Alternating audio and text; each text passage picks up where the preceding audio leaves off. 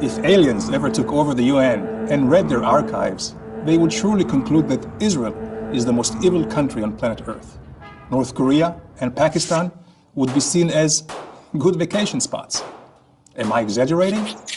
Let's take a look at some facts about the UN.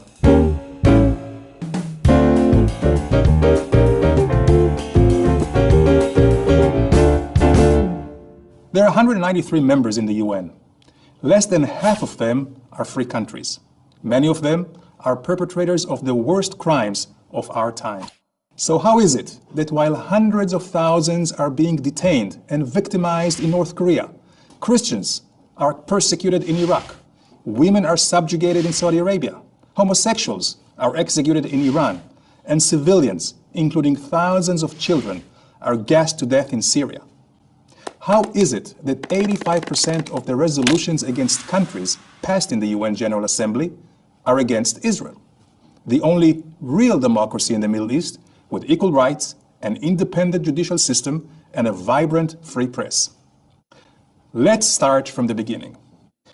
In 1945, after World War II, the nations who defeated fascism established the United Nations to prevent such human devastations from ever happening again. The UN's charter called for reaffirming human rights and equal rights to all men, women, and nations.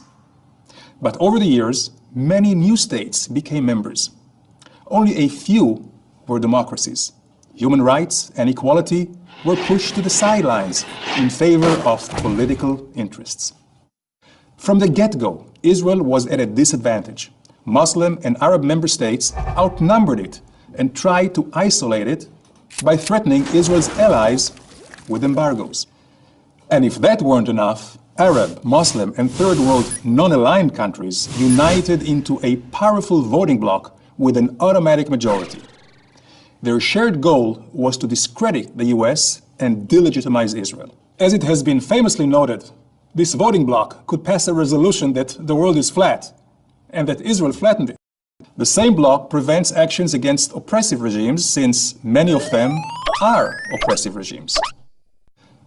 Now, after understanding how the UN is structured, it shouldn't surprise you that Iran, the oppressive regime developing nuclear weapons in breach of international agreements, was appointed a member of the United Nations Nuclear Disarmament Committee.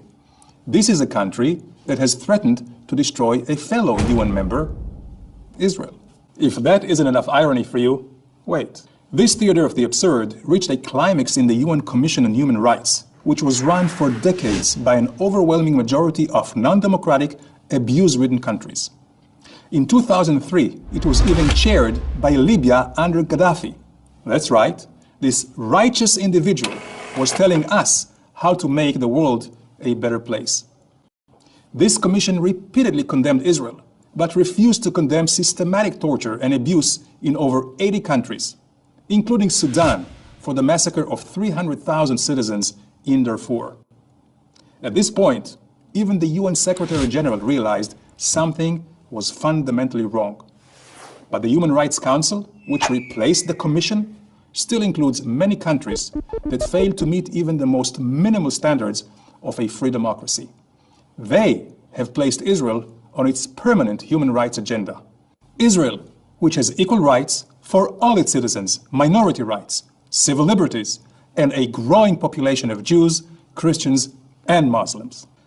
I served in the UN from 1993 to 1997 and saw firsthand the hypocrisy and cynicism of the political interests that have taken over the United Nations.